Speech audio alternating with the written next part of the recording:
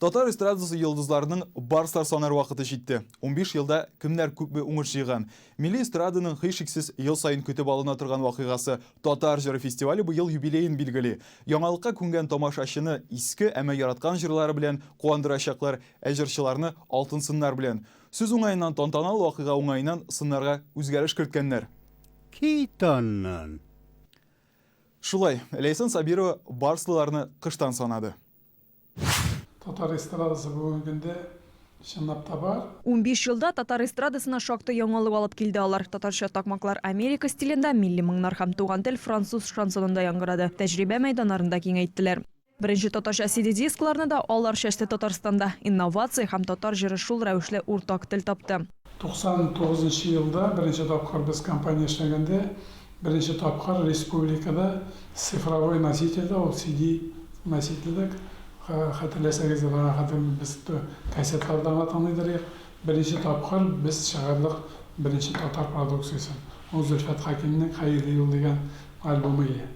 Аннан соң эшләдек, беренче булып DVD проект. Хәзер миллионланган дисклары дөнья буенча чәчелгән. Җырлар һәм җырчыларны да бертекләп бөтен җир шарыннан җыялар. 99 елдан бирле еллык эшчәнлегенә нәтиҗәне алар ел ахырында җырлы фестивальдә чыгара. Заманында солянка буларак башланган татар җыры фестивале бүген халыкара статусында эшли. 2003тән бирле Австралиядән Зөлфия Камалова, Башкортстаннан Идрис Газиев, Мәскәүдән Ринат Ибрахимов дәрәҗәле кунак булды бәйрәмдә. Кораб буларак бизелгән сәхнәдә алып баручылар Эльза Әхмәтҗанова һәм Инсаф Абдулла да алмашынды. Салават Резидә Шәрәфиева һәм Идрис Газиев алып барган чакта булды. Эксперимент иде бу әлбәттә. Хәзер һәр фестивальнең үз концепциясы. Һәр татар җыры фестиваленең нинди дә булса концепциясы бар.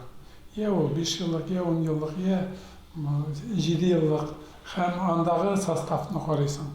Һәм шул составка карап, шул җырларга карап концепция килеп чыга. Шул ук команда халыкара фестивальнең беренче юбилее уңаеннан сәхнәдә яңа йылдызлар кабызды. Фабрика продукциясы танылган башкаручылар белән бергә сәхнәгә чыкты. Аннан күп безнең артистлар килеп чыкты. Әгәр дә искә төшерсәк, ул Раяз Фасах. Бүген көндә үз эшли. Алар бик күп. Йылдызлар фабрикасын соңгы елларда без үткәрмибез. Чөнки без аның астында эшлибез. Без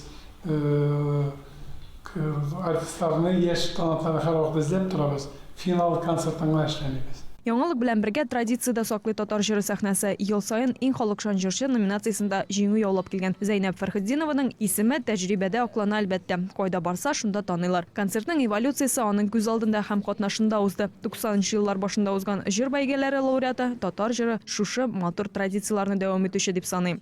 Һәрбер тамашачы өчен дә, анасын артистлар өчен дә әлбәттә ул бер яңалык булып кабул ителде.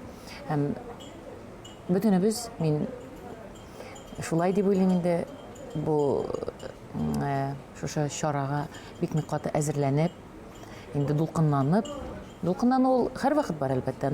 Әмма беренче тапкыр эш башланганда бигрәк тә каты дулкынлану була.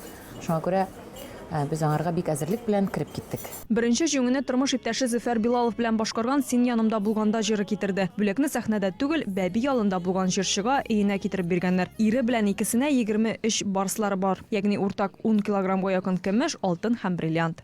Ә сезнең башкаручыларга тапшырыла торган бүлекнең ни сәбәпленәк барс булу хакында уйланганыгыз бармы?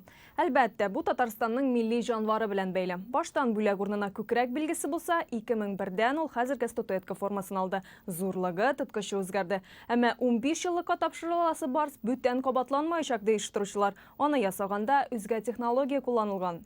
15 җыр икенче тапкыр барслы була инде, чөнки юбилей фестиваленә 15 еллыкның иң популяр җырлары гына сайланган. 2002дән бирле бер үк залда һәм 2005тән декабрьдә уздырыла торган җыр бәйрәме яңа елдан яңа исәп башлый. Лейсан Сабирова, Марат Сәетгәрәев, Александр Лобанов, Казан телерадиокомпаниясе.